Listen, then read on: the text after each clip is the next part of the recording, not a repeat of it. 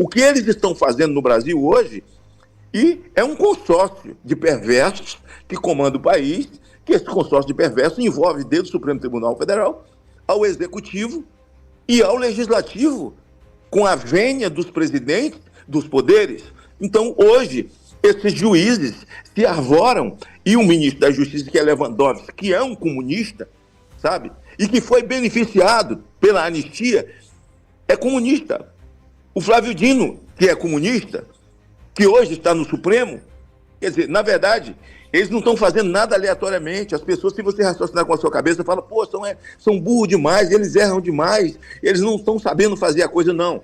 Eles não erram demais, eles estão sabendo fazer a coisa, eles estão cumprindo tudo que eles traçaram. Todas essas maldades foram traçadas, eles, na verdade, estão cumprindo o compromisso de campanha que eles fizeram com eles mesmos. Porque se eles não creem em Deus, Deus é o Estado. É assim que acontece num Estado ditatorial. O Estado é Deus, o partido é Deus e o resto obedece. É isso que está acontecendo com essa Suprema Corte do Brasil, que infelizmente eles não falam nos autos. O senador Magno Malta soltou um verbo em uma entrevista bombástica. Ele expôs a relação perigosa entre o STF e o governo Lula, mostrando como eles estariam impondo uma verdadeira ditadura no Brasil. Antes de assistir ao discurso dele, já deixa o like e se inscreva no canal, porque aqui você vai ficar por dentro de tudo que a grande mídia não te conta. Agora bora ver o que ele revelou. Mas antes, dá uma olhada nessa tela aqui, olha só o quanto a gente faturou com apenas uma notícia que a gente destacou aqui do Pablo Marçal. Se você quiser entender como fazer isso, né, ganhar dinheiro destacando as notícias aqui, repercutindo na internet, pode ser do Pablo Marçal, do seu time do coração, da seleção brasileira, fofoca, o que for, link na descrição para você. Senador, tantos assuntos para a gente tratar nessa nossa primeira conversa, mas eu já vou logo do final de semana, que eu queria ouvi-lo sobre esse absurdo dessa perseguição ocorrida contra um soldado israelense. Eu tenho dito, senador, desde o primeiro momento, que esse governo Lula decidiu descer do lado errado do muro, né? Não reconhecendo o Hamas, flertando com o Hezbollah, amigos do Irã, essa turma toda que coloca o Brasil hoje numa situação bastante vulnerável. Mas essa notícia do final de semana assustou a todos. Não tem mais limite, né, senador? Pelo menos é essa a percepção, né? Olha, Pitoli, eu fui a Israel pela primeira vez em 88. Não tinha nessas histórias de caravana, e eu cresci amando Israel, né? E fiquei muito feliz quando acabei descobrindo que meu avô é descendente dos judeus etíopes, né? Dos judeus negros, e eu sou Pereira, sou descendente, né? E aquilo me trouxe uma alegria muito grande, e desde então eu vou a Israel, assim, já cheguei à época da minha vida de 3 vezes por ano para Israel, me acostumei uma época em passar Natal em Israel, fazer qualquer esforço para estar em Israel. Eu amo Israel e amo até porque a Bíblia diz, eu abençoarei os que te abençoarem, amaldiçoarem, eles te amaldiçoarem. Não é que o governo Lula agora passou dos limites com relação a Israel. Não, eles já nasceram assim. O Estado é Deus, não existe Deus. Então, assim, onde Israel é o povo de Deus, isso é absolutamente ofensivo para eles, né? Então, quem tem no seu programa de vida, no seu programa de governo, de chegar ao poder, não é? E eles fazem isso desde sempre, né? A ditadura do proletariado está estabelecida no Brasil agora com aqueles que receberam governo militar para chegar no Brasil. Anistia, a palavra anistia. Então aí, e na verdade eles sempre foram hostis, são anões diplomáticos para tratar com Israel desde sempre.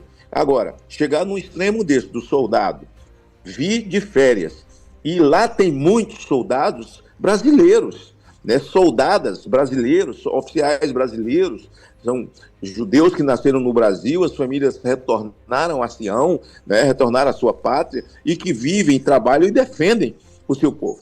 Então, um soldado que está num embate onde 40 crianças foram degoladas, mulheres foram estupradas, mulheres e homens desaparecidos, um brasileiro desaparecido, morreram nas mãos do Hamas, e nenhum tipo de providência. Na verdade, era um cara do Hamas nomeado na Câmara dos Deputados aqui, e para ele estava tudo certo, nomeado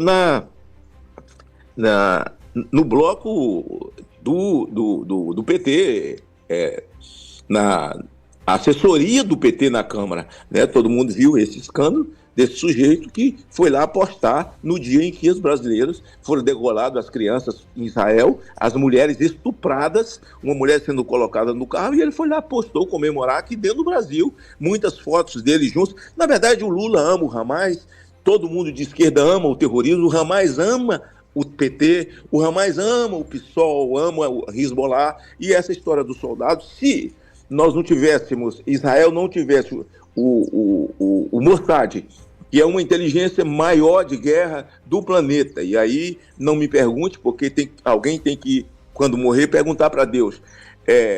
Não tivesse tanta inteligência e tanto avidez com os seus, ele não teria saído daqui de jeito nenhum. Teríamos mais um incidente violento, até porque os incidentes eles já foram grandes demais, ao ponto de parlamentares se pronunciarem, autoridades de Israel se pronunciarem já contra esse comportamento horroroso do Brasil. E o Brasil é um país cristão, né, Pitoli? E nós amamos Israel, não importa se você é de confissão católica, espírita, evangélica, nós amamos Israel. E quem odeia Israel, quer dizer, toda ação corresponde a uma reação. Israel é atacado, mas Israel não pode se defender na concepção desses esquerdistas doentes que tem aí como conselheiro desse bêbado Luiz Inácio Lula da Silva, que é o Celso Amorim, que nós conhecemos a história desse cidadão e quando foi ministro das Relações Exteriores, quando o índio da Bolívia tomou as instalações da Petrobras, ele estava lá apoiando como ministro das Relações Exteriores a barbaridade que esse cara fez com as instalações e o dinheiro do povo brasileiro. É de ficar indignado, né, com a atuação que eles fizeram. Ontem eu estava vendo um vídeo do Gabeira, ele indignado com a atuação que fizeram com o jornalista português aqui no Brasil. Então nós estamos vivendo debaixo de uma ditadura, sabe, que chegaram a esses limites, nesse momento até de desafiar o Mossad, não é? O Brasil, todo mundo sabe hoje, mais do que nunca, nós não tem ninguém querendo nos atacar, não tem ninguém querendo fazer guerra com nós. Mas se tivesse que ter uma guerra hoje no Brasil, o Brasil, Pitoli, não dispõe de munição para 30 minutos de guerra. Pois é. Agora, ao mesmo tempo, senador, a gente percebe uma justiça que vem se encorajando para tomar decisões com ordens incumpríveis e se inspirando em ministros do Supremo, porque eu entendo que esses limites estão sendo cada vez mais ultrapassados, tendo esses magistrados a inspiração em quem ocupa uma cadeira do Supremo Tribunal Federal, exige que sejam cumpridas ordens incumpríveis, e aí aqui embaixo a turma vai se sentindo cada vez mais empoderada a ponto de pedir que seja perseguido um soldado israelense em solo brasileiro, senador. Investigado pela Polícia Federal, né? Investigar eles aqui como se eles tivessem a capacidade da investigação de um Mossad. Mas veja bem, eles não estão sendo empoderados pelo comportamento do Lula, muito pelo contrário. O Lula estava preso, condenado, né? Condenado em todas as instâncias, e em algumas instâncias aumentada até a pena dele por peculato, lavagem de dinheiro, por desvio de dinheiro público, enriquecimento ilícito, todo tipo de desgraça, que continua com ele. Só mudaram a geografia, não era em Curitiba, é em São Paulo. Comece do zero, mas o crime dele continua. Esperaram ele completar a idade que ele tem, para daqui para frente ele passar a ser inimputável, mas é o mesmo criminoso. Mas não é não, Pitoli. Eu digo a você que desde o meu primeiro mandato, se você entrar no YouTube, você vai encontrar discursos meus falando do ativismo judicial, Agora, excetuando lá o Mendonça e o Cássio, todos foram indicados ou por Fernando Henrique, que é o caso do Gilmar Mendes, que é o decano, e o restante todos foram indicados por Dilma e Lula. Excetuando o Cássio e o Mendonça, eu sabatinei os outros todos. E todos eles mentiram. Todos eles fizeram, lá no Senado, uma espécie de estelionato. Falsidade ideológica. Se você pegar hoje o que eles falaram lá, um comportamento absolutamente mentiroso, com respostas mentirosas, para botar a toga nas costas. E esse ativismo judicial que aí está, ele foi crescendo, e hoje eles não precisam de autorização de nada. Qualquer um deles fala qualquer barbaridade publicamente. Qualquer um deles fala o que quer falar, e já disseram que o Brasil tem um semipresidencialismo. Quer dizer, disse o Toffoli lá em Portugal. Esse semipresidencialismo é eles que mandam. É eles que soltam bandidos, eles que perdoam dívida de bandidos, de empresas que fizeram acordo de leniência, que devolveram dinheiro, eles soltam bandidos, eles esmagam, pisam, impõem sofrimento a inocentes. Uma mãe que pegou 17 anos, o outro que pegou 14, 15. Eu estava sempre na Papuda, eu sempre estava na colmeia, e tenho foto com todo mundo abraçado, com eles ali, não dentro da Papuda, mas quando saíam para colocar a tornozeleira eletrônica. O que eles estão fazendo no Brasil hoje, e é um consórcio de perversos que comanda o país, que esse consórcio de perversos envolve desde o Supremo Tribunal Federal ao Executivo e ao Legislativo, com a vênia dos presidentes dos poderes. Então, hoje, esses juízes se arvoram, e o ministro da Justiça, que é Lewandowski, que é um comunista, sabe? E que foi beneficiado pela anistia, é comunista.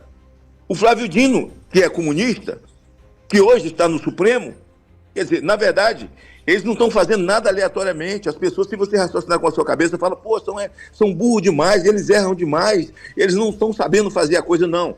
Eles não erram demais, eles estão sabendo fazer a coisa, eles estão cumprindo tudo que eles traçaram.